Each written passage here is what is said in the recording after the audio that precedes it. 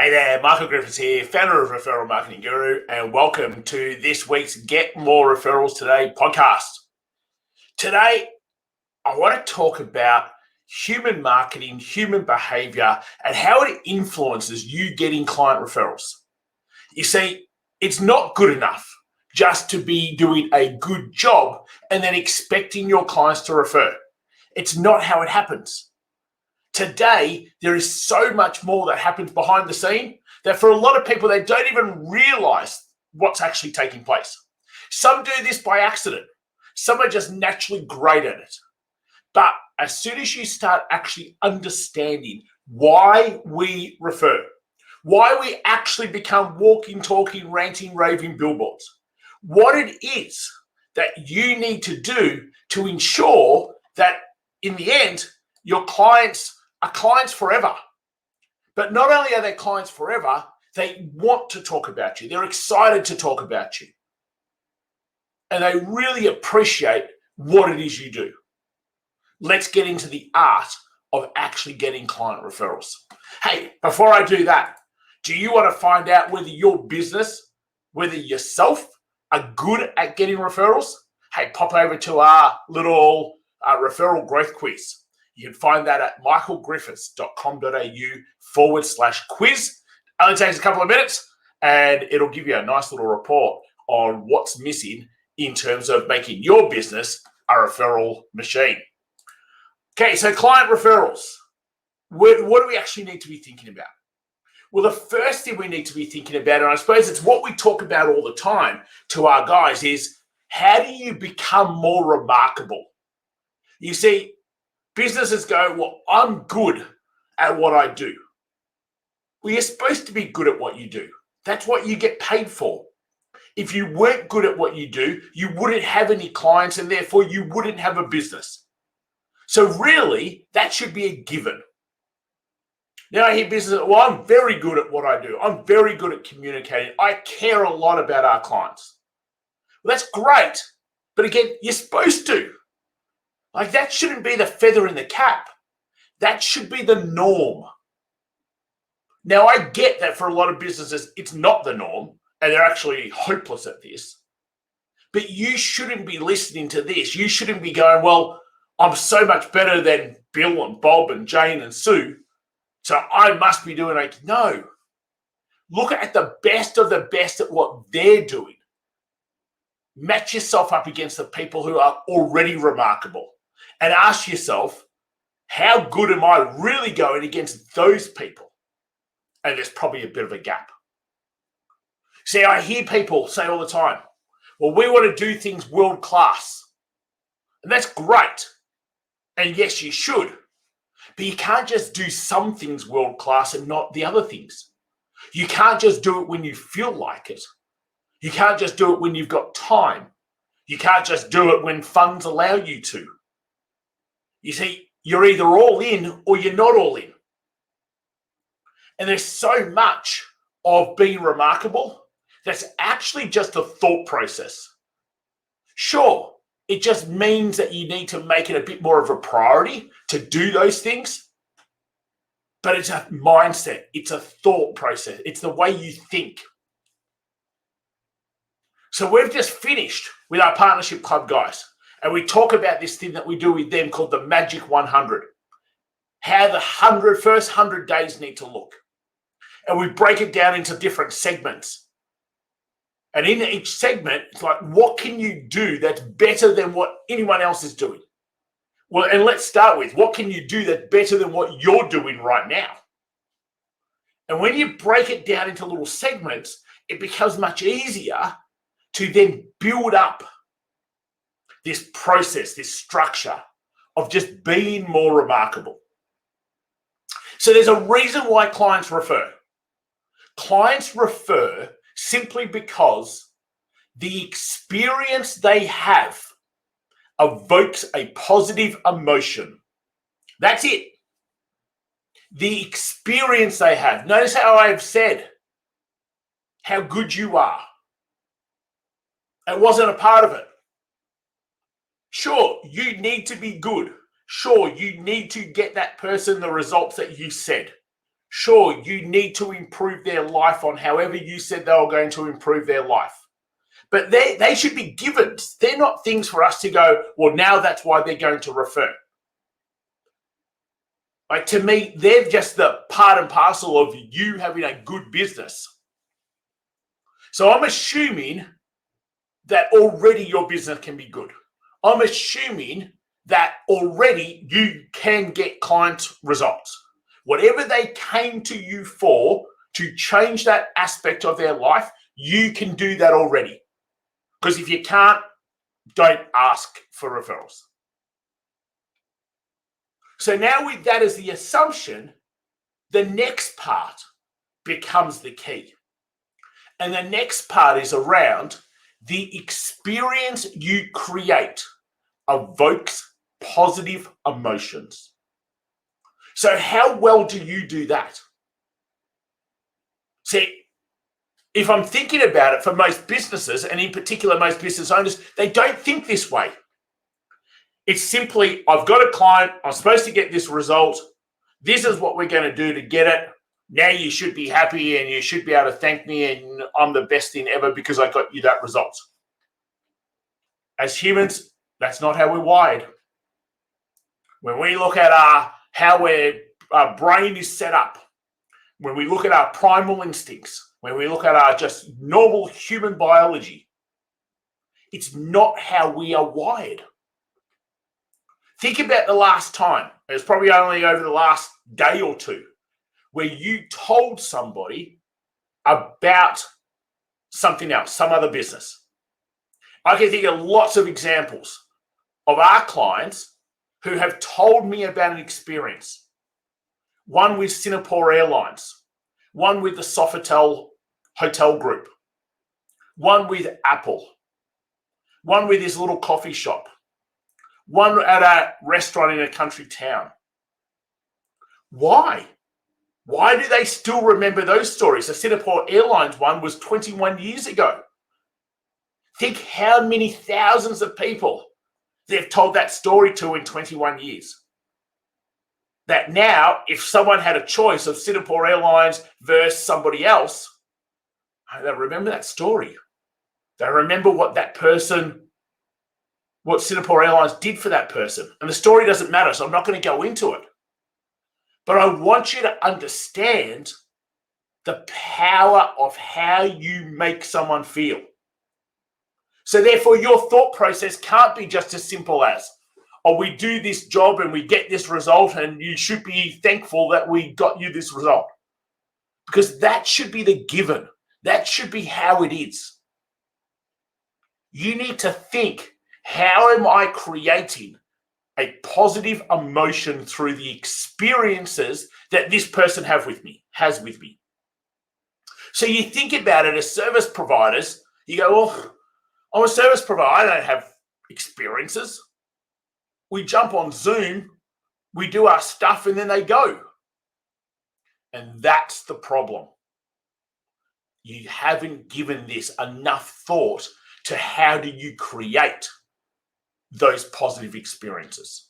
You haven't given this enough thought on how are you going to create the positive emotions. I'm sure you've heard before, and if not, we've got plenty of podcasts and videos on creating dopamine, serotonin, oxytocin. Those brain chemicals are really important. We rely on them every single day. We come back to things that make us feel great. Well, some people have to go to the ocean every day. Others have to go to the mountains.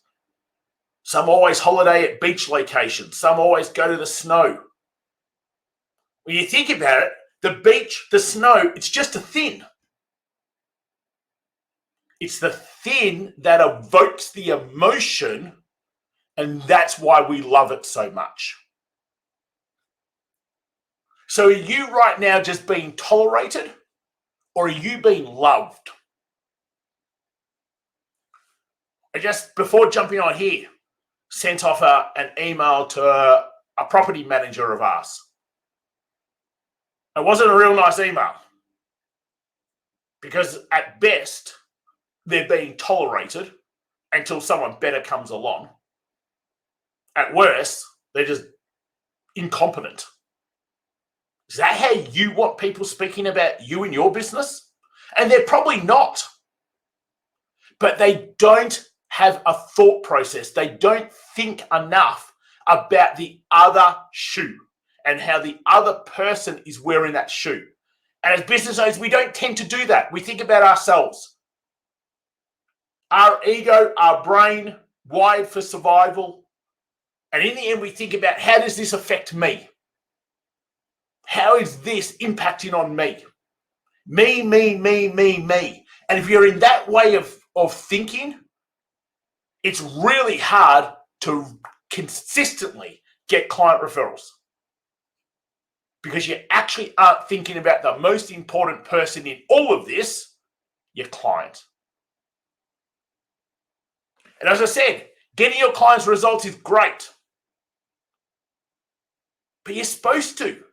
And honestly, I take this to our clients. I actually don't care if I get you referrals. I really don't. I really don't care if your business grows. What I care about is your goals, your dreams, the desires you have. And now, for most of you, whether that is around financial freedom, security, impact, charities, foundations, kids, grandkids, more time with loved ones, whatever those goals, ambitions, dreams are, you need your business to be successful to be able to allow that to happen. But in the end, that's what I care about. That's why I'll pick clients up, put them on my shoulders, and do whatever we need to do for them to be successful. It's not so they can go, I've got a successful business. Sure, that's a great result. But what we really care about is they have this dream. I want to walk up to a local school and give them a check for $100,000 to spend on however they want for the kids. I want to be able to build orphanage houses in third world countries. I want to help Indigenous communities to be able to have better education and better technology. Like, they're just some of the dreams that I know our Partnership Club guys have. I want to be able to impact millions of kids in helping them to be able to become more literate, be able to read and write. I want to make sure that kids growing up don't have parents who are fighting. You see, they're the things of our clients that I really care about.